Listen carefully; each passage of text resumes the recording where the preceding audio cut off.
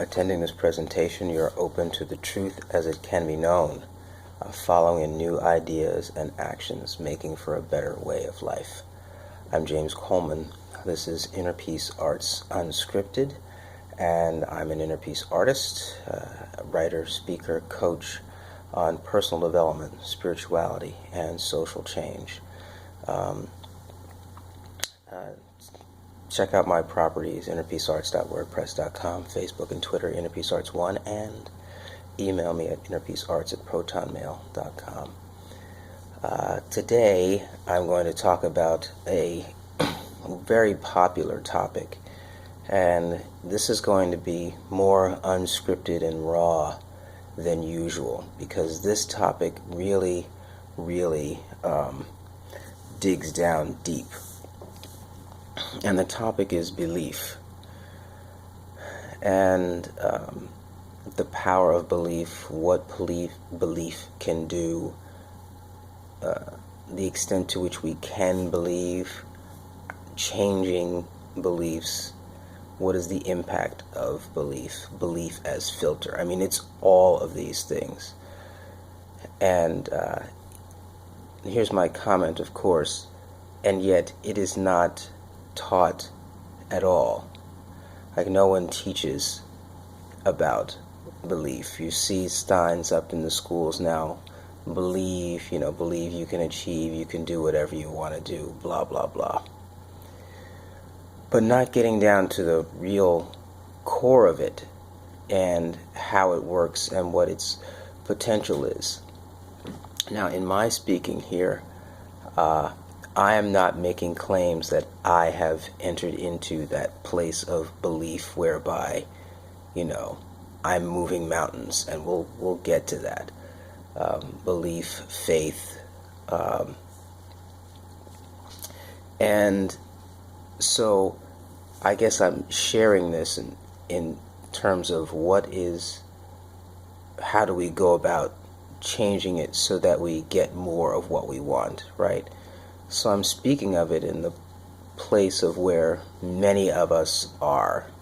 There are things we believe in that should be empowering us, but are not empowering us to do the kinds of things that we think we should be able to do as a result of that belief. And that's really, I guess, where I'm going to stick today. But I mentioned all the other things so that we really get a sense of how big belief is. I've been listening to some lectures on human development, and the notion of belief comes up over and over again in terms of how people change when people started to, in those circles, recognize cognition. I don't know how you could ignore cognition. Well, I saw how they could ignore cognition, and it's really because it was purely about control, and that behaviorist position allows you to treat person as pure object. And I think we should remember that behaviorism in America was the dominant psychological position on development. And so all of the practices, like in advertising, etc., are all driven by this behaviorist model, which is really, I mean, even if you want to, and we all objectify people, it's unavoidable. But to the extent that you objectify such that it denies agency or cognition, for me, that kind of crosses a line. I don't go there. Is it effective? Obviously it's effective. They've been able to use these techniques for over 60 years and maintain a culture that is steeped in being controlled by such messages. So I am not arguing against the effectiveness. That's foolishness. And even let's just make it personal for me.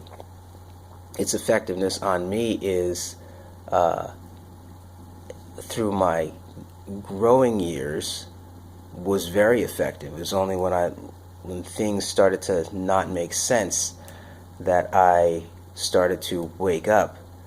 But had things continued to make sense and my life continued to move according to the plan that was given to me, I would have never questioned it. It would have taken a lot more. I mean, I was always precocious in that way, but I think it would have taken a lot more. I eventually would have gotten there, or different life's circumstances would have woken me up. But I can tell you, at the end of the day, the techniques are very powerful. And they require, all of those resources in order to be powerful. It's not something that you can do one-on-one. So one-on-one technologies are going to be different.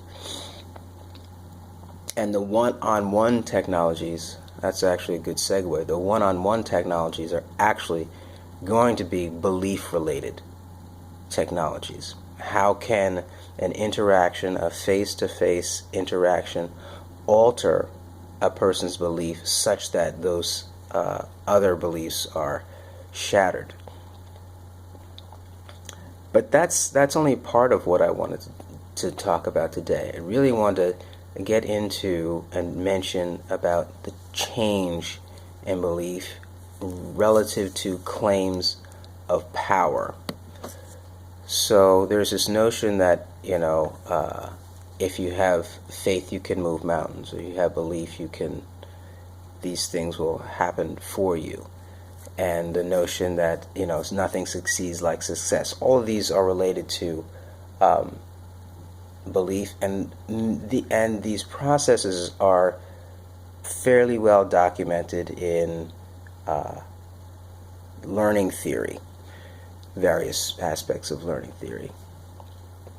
And basically, the primer that I'm putting out there now is for us to really think about this notion of belief and what it does and how it changes for us.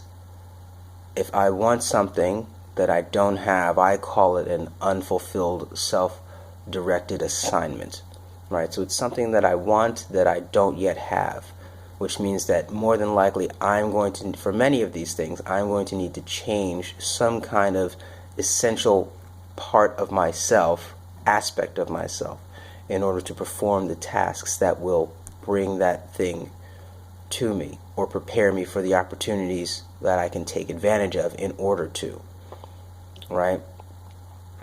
So in this way, it's not metaphysical, but there's this claim over and over, especially in spiritual writings, that these beliefs are indeed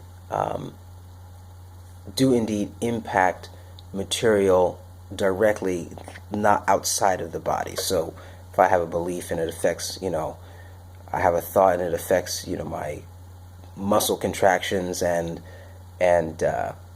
hormonal gland releases, that's one thing. But to say that that thought impacts outside and to show the relationship, that's a little bit more difficult, right? Or you're claiming that you're in a battle and it's my one belief against millions and billions of other beliefs. Okay, that's one way of looking at it. And we talk about putting vibrations out there. And that's all well and good. And I'm not coming across it. I think there's some validity to it.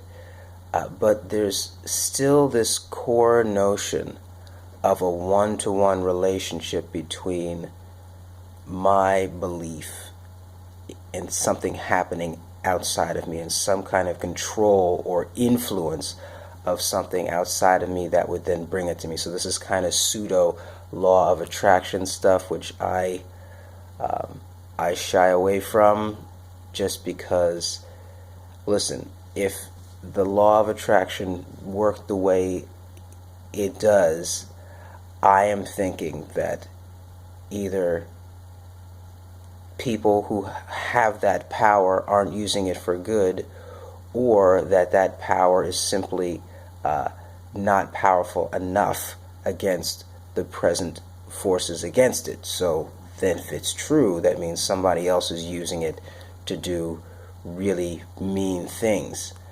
And it leaves us really in the same boat.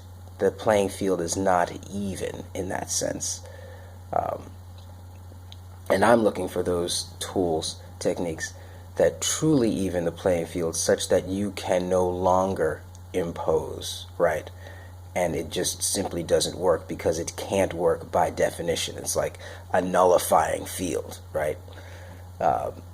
And that can spread because it would be obvious from a power over material perspective that you've got something different that others don't have.